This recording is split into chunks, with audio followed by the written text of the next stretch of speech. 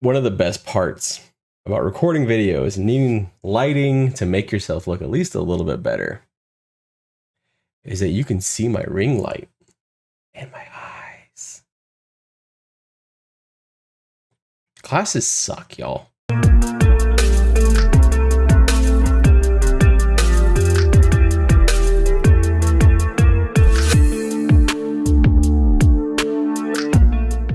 Dungeons & Dragons Dark Alliance released on June 22nd, 2021. It's an action role-playing game that follows the story of the Companions of the Hall shortly after the events of the Crystal Shard, a book released in 1988 by R.A. Salvatore. Let me repeat that again. It is a game that follows the story from a book. That alone should tell you that I may be one of the worst people to review this game. As an avid fan of R.A. Salvatore and a child of Baldur's Gate Dark Alliance 1 and 2, I am biased. I am very biased. That said, I will be honest in my review, and like any decent author, I'll probably have second thoughts the moment I hit publish. In fact, let's not even call it a review. Let's call it first thoughts. I'm going to break this into parts. This will cover my first 5 hours in the game, my thoughts, my feelings, my overall impression as a solo player using Drizzt Do'Urden, which is admittedly not how the game is meant to be played. I'll forewarn anyone coming here for a dose of negativity. It's not really my brand. I will highlight the good while also talking about the bad, but I'm not here to try and destroy anyone's reputation to get a few more views. I firmly believe that you cannot get a good feel for a game in an hour or two. Perhaps not even the 5 I spent in this game yesterday. I'm always a little cagey about early reviews. We humans are much more likely to leave a negative review than a positive one. There's still much more to this game for me to explore, including multiple characters, difficulty levels, gear grinding, and group play. For that reason, I'll be revisiting the game at a later date to cover different aspects. All that said, without further ado, let us enter the Icewind Dale, for once not through the pages of R.A. Salvatore, but instead, developer Took Games and publisher Wizard of the Coast. Let's see how it goes.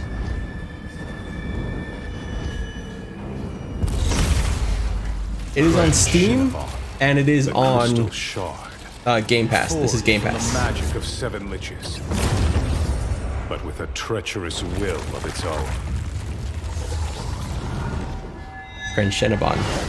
For thousands of years, the shard lay forgotten beneath the snows of Icewind Dale. There it waited, until some fool, a would-be wizard lusting for power beyond his due, answered the shard's call. A Car Kessel claimed the shard, and used its power to summon armies of evil creatures to his banner. From his crystal tower, he set them loose upon the Dale and the people of 10 towns. But we would not stand by and watch this tyrant destroy our homes. We companions rallied the united peoples of 10 towns and held our ground at the walls of Bryn Shander.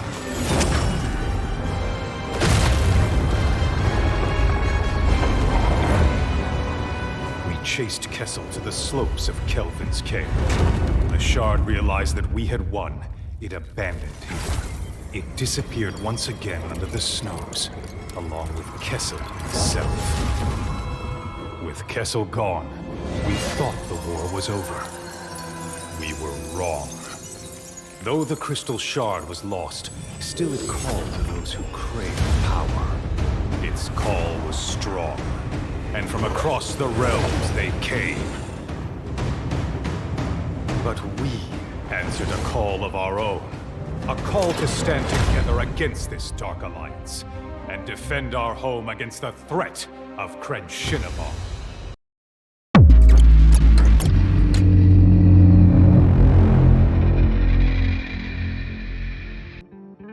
I will admit the first 30 minutes of the game was mostly just me glossing over any flaws because I was so damn excited to be playing a game as Drizzt Do'Urden. The last time I had done that was all the way back on the PlayStation 2 on Baldur's Gate Dark Alliance, long before I had any facial hair. I had little clue what I was doing, but that didn't matter as much as I had expected. I was wary going solo, even on the lowest difficulty, because the game had been explained this way by the game designer Kevin Nybert in an interview with Screen Rant. You can play single player, you can play 2-player, 3-player, 4-player. You can also play single play with each character. You can progress down the progression path for each character individually or with your friends. I'm not going to lie, playing alone is going to be hard. Part of the appeal that our game has is that it's fun to play together. If you try to brave the wilds of Icewind Dale alone, you're in for a rough time. That did not instill confidence in me, a self-admitted shitty gamer. I felt a bit more confident going in because I had just spent a few hours in Neo, a great experience by the way, and really got into a groove after a few hours. Turns out that groove was also how I tried to play this game. Spoilers, it didn't work.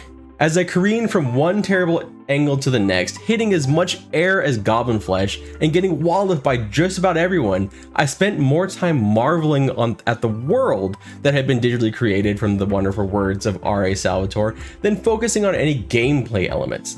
That changed as some of the nostalgia wore off.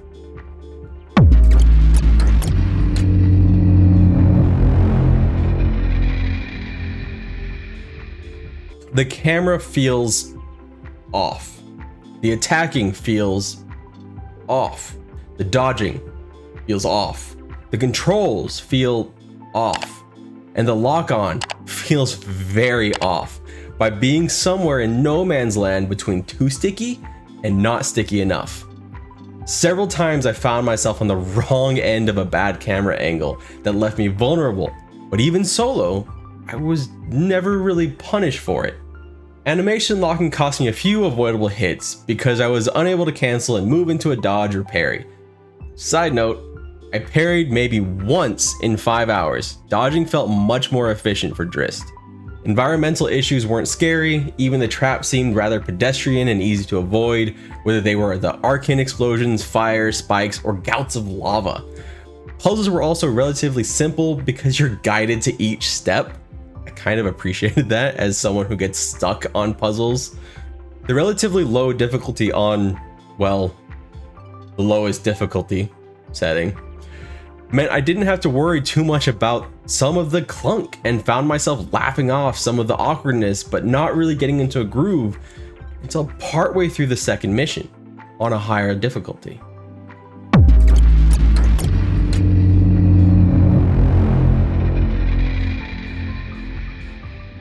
For my second mission, I decided to move up to the second level of difficulty, still solo.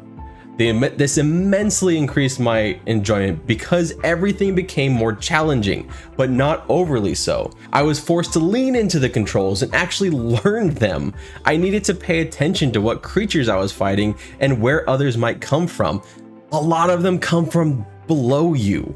This, to me, is where the game broke away from a D&D skin over Vermintide 2 and became more tactical and engaging. No longer did I immediately skip short rest stops. I fought against my greed for greater loot in order to heal up and refresh my potions. Potions, mind you, were a welcome change to me. I appreciated not having to carry around 50 potions or worry about using all 3 because they acted like charges, and every death or short rest recharged them. The longer I played, the more the controls grew on me. They began to make sense in context of this game specifically, and the combos felt satisfying and weighty. They're simplistic, but the animations really bring it home. Not having animation canceling, though, definitely creates an issue. That did not get better as it progressed. Still, it wasn't all rosy from here. No amount of time can fix some of the mechanics that just felt off. Some attacks seem to bend physics, whether it's a bolt of lightning or a giant rock being thrown at you. If you dodge too soon, the projectile will curve toward you. While this may work as a workaround for telegraphed animations making it too easy to dodge, it does break immersion to see a troll bend it like Beckham with a giant yeet rock. The second mission at the second difficulty level took me, I believe, about an hour with around 12 deaths. At least one was due to my controller disconnecting. Things generally went well, and I was having a good time. One might say I was getting the hang of the game, getting in a groove, until I got to the boss at the end. That was when everything took a turn.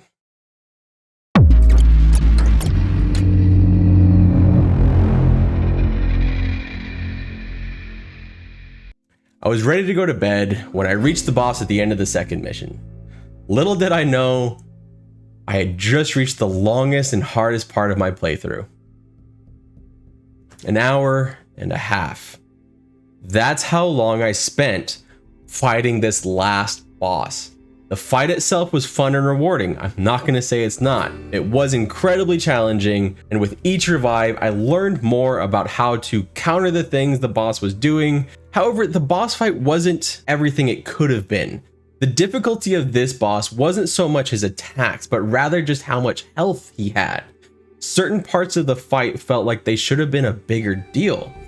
You were very clearly supposed to use the barrels to do damage to the boss, and while they were a bit awkward to get through sometimes, when they did work it was satisfying, if underwhelming. It was frustrating that one of the best tactics to use involved RNG and getting a bleed on him. This was also where I discovered you can double up on potions if you're not careful. Hitting that button up twice while frantically trying to drink a potion will make you drink 2. It's also where I learned that your ultimate counter resets whenever you die, essentially making it so that if you don't use it on your first attempt at the boss, you're not going to be able to use it. In my 5-hour play session, across 2 missions and 2 difficulty levels, I had 46 total deaths.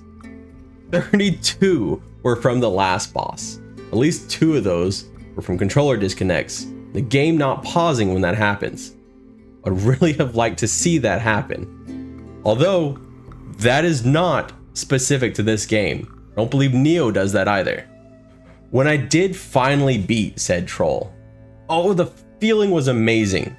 The sense of accomplishment is something I've experienced in only a few games, a few raids in EverQuest, and more recently in Neo. It managed to strike a balance between difficult but not impossible. I imagine group play will trivialize it in a lot of ways, but at least in this solo experience, I felt rewarded for my efforts and my perseverance. Your rampage is about to end. Oh! We fucking did it! Yes! Oh my god.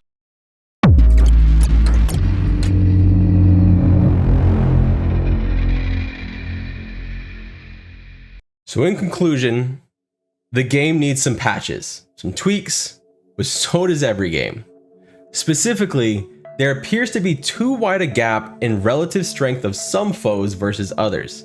I think this may be by design, as the developers in the past have talked about wanting to keep it chaotic, but I felt more frustration than enjoyment. I love the difficulty of the last boss, but it wasn't in line with the entire mission before that. Similarly, there were areas where a horde of goblins or Dwergar may have 1 or 2 elites with them that are just absolutely overwhelming, worth at least 3 or 4 of the normal trash. Chaos would have not been knowing which are stronger and making it more incremental.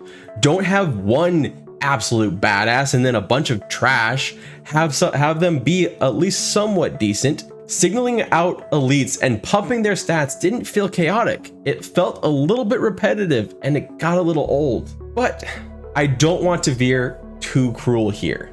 I played this game for 5 hours.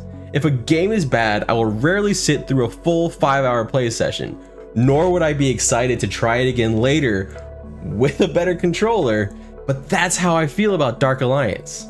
Dungeons & Dragons Dark Alliance is not the mess some reviews have called it. It's not a AAA game with next generation graphics. It's $40. Did you really expect it to be AAA?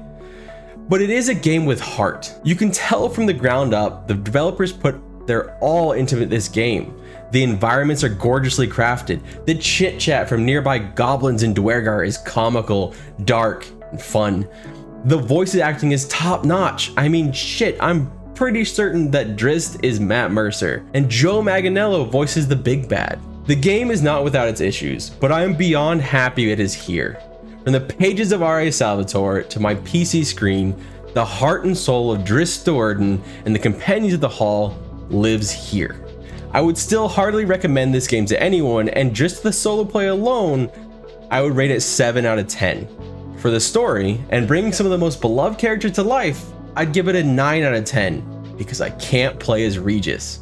More content on Dark Alliance, including some in-depth review of its story, as well as initial thoughts on group play and final thoughts on solo play, is on the docket. I hope you enjoyed, and I hope you'll find some of the same kind of enjoyment in the game that I did, and I hope this helps in some ways make your decision for you. If you have Game Pass, keep in mind that this game is available as a day one release on Game Pass, so you can kind of play it with no issue. And I believe Game Pass is still currently running a sale, and hashtag not freaking sponsored by Microsoft, but you can still get a 3 months for $1 for the Ultimate Pass, so you can play it on PC or Xbox. You might as well give it a shot. Game Pass has a lot of different games on it that are good, so even if you don't like Dark Alliance, you'll probably find something worth $1. Thank you so much for watching. My name is Redbeard Flynn. You can catch me on Twitch, twitch.tv/RedbeardFlynn, Twitter @RedbeardFlynn, Instagram @RedbeardFlynn. Basically wherever there's a Redbeard Flynn, that's probably me, and if it's not, they stole my identity.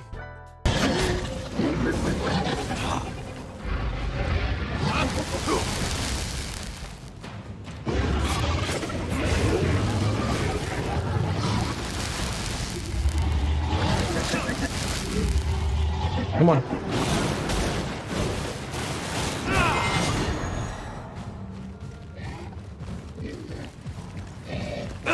My work continues.